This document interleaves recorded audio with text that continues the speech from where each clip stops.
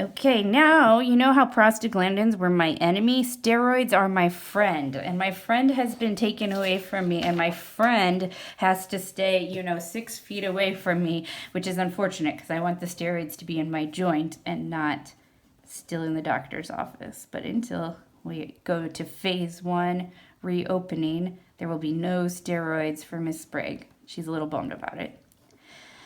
But I'm hanging in there. And instead, I'm going to teach you about steroids, which are compounds containing the steroid nucleus. And they do a lot of things besides combat Miss Sprague's pain.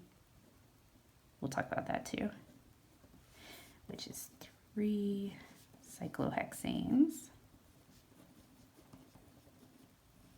and 1 cyclopentane.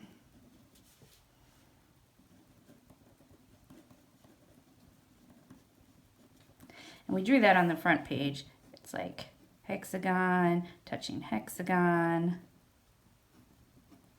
touching hexagon, touching pentagon. Steroid.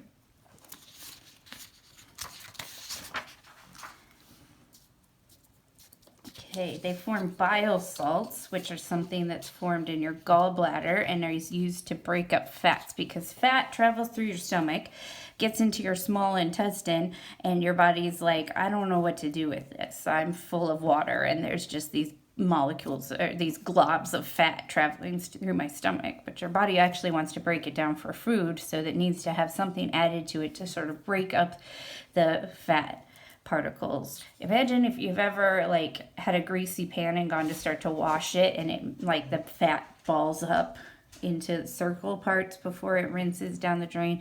We're going to be adding lipoproteins to help make these break up the fats, and then we're going to add lipoproteins to carry the fats when necessary. So these are spherical complexes of proteins that are made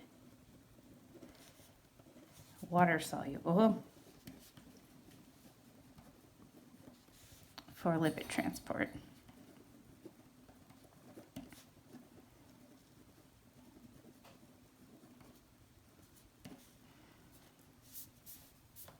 Hormones.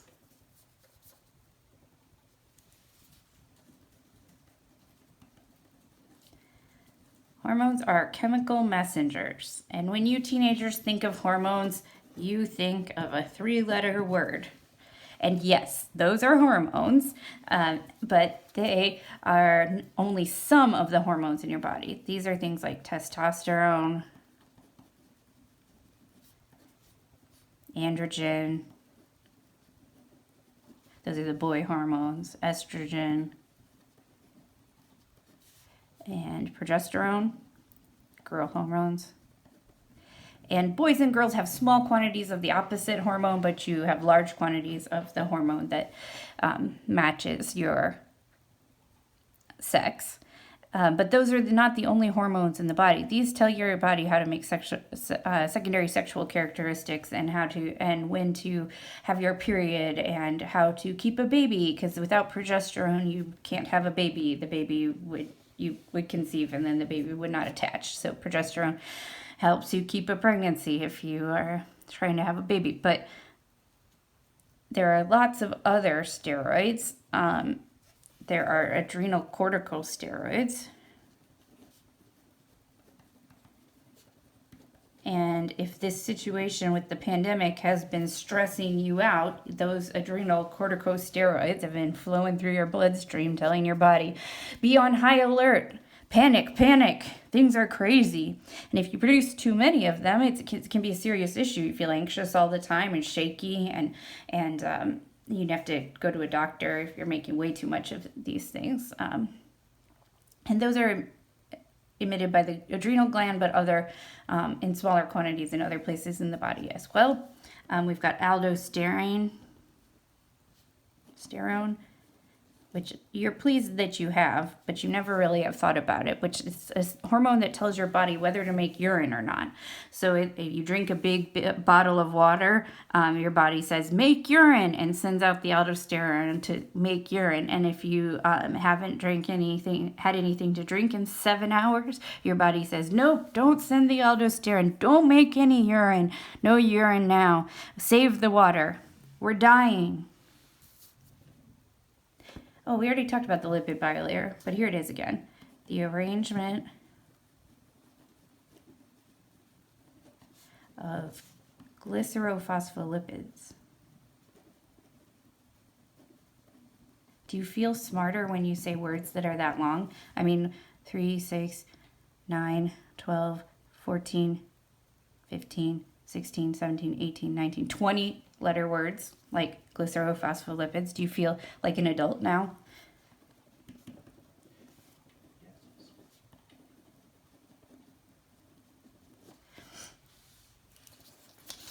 And then we have a couple pictures on this page of how that looks. And within the cell membrane, there are other things in there. There's proteins in there that help things like water get through. Well, water can actually slip through in simple diffusion, but other polar molecules, because they would get trapped in here because this part would push them away. So they have these channels to go through. There's also ones that push things out of the cell against the concentration gradient and require ATP to do so. And then as we've learned more and more about the cell, even in the last 20 years, we've learned that there are proteins on the outsides and even carbohydrates attached to those proteins that signal to the other cells around what that cell is doing. And so there's a lot we don't know about what's going on in these lipid bilayers, but we do know that they make up our cell membranes. And perhaps we will do a POGL about it. It kind of depends on how the next couple of weeks go. All right, I love you and I miss you, and we'll have to have a Zoom once to get all together so I can take pictures of you guys to put on the wall. Okay, love you. Take care.